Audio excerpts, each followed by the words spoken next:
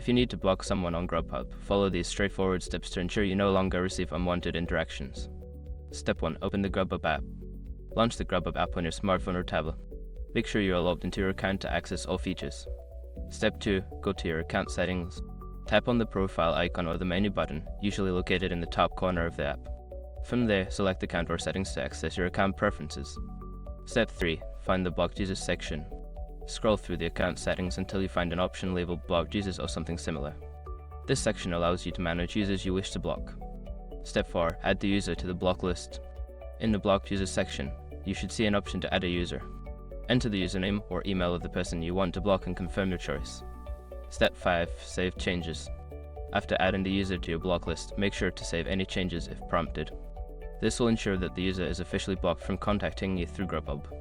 By following these steps, you can effectively block someone on Grubhub and enjoy a more pleasant experience on the platform.